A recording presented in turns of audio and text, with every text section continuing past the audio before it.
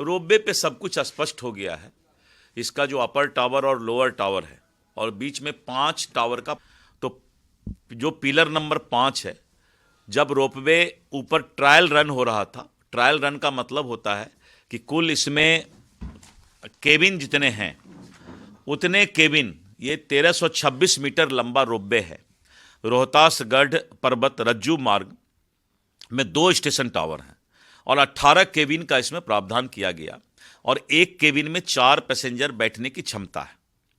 लेकिन जब हम लोगों ने जांच कराया कि ये टावर नंबर 5 कैसे क्षतिग्रस्त हुआ, तो पता चला कि जब ट्रायल रन हो रहा था तो अपर टर्मिनल पॉइंट का रिटर्न जब सिव में वायर रोप स्लिप कर गया।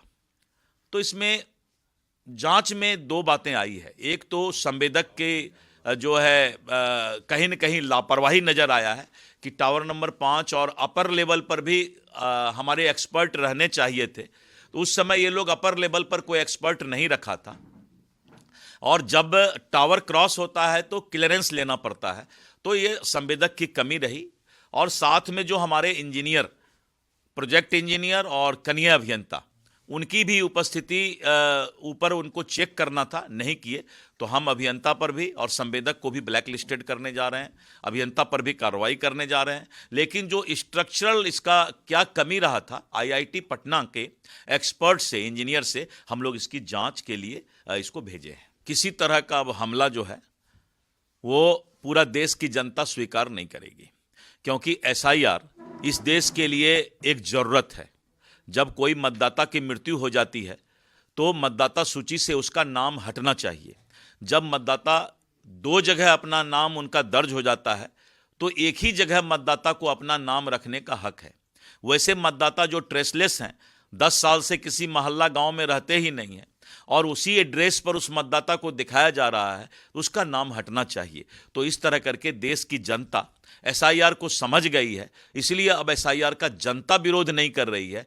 नेता जो कि घुसपैठ के वोट से बंगाल में सत्ता लाना चाहते हैं, तो घुसपैठ को किसी भी परिस्थिति में यह देश स्वीकार नहीं करेगा। इस देश की हिंदू, मुस्लिम, सिख, ईसाई कोई भी बाहरी लोगों को इस देश का मतदाता बने, इसको स्वीकार नहीं करेगा। ये अभी क्या है, जब इलेक्शन नजदीक आता है तो ममता बनर्जी को सनातन और हिंदू धर्म से बहुत प्यार जग जाता है और यही कारण है कि ममता बनर्जी दुर्गा पूजा में जाके चंदा देती हैं, मंदिर बनाने की बात करती हैं और दूसरे तरफ हुमायूं कबीर को बोलते हैं कि बाबरी मस्जिद बनवा दो। तो ये सब इनका तुष्टीकरण का राजनीति है और राजनीति का जो घोर प्रकाष्ठा है नीचे गिरने का, वो ममता बनर्जी कर रही हैं। सही बात है, असम का जो हालात है वो बहुत ही खराब है।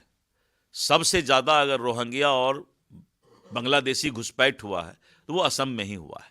इसीलिए असम को अगर बचाना है तो ऐसे घुसपैठ को जो है हमें इस देश से बाहर करना ही पड़ेगा। एनडीए गठबंधन बहुत ही अच्छे तरीके से महाराष्ट्र में चुनाव की ओर अग्रसर है और जो लोकल बॉडी का चुनाव है इसमें हम लोग जो है पहले भी बाजी मारे हैं और इस बार भी हम आगे जाएंगे।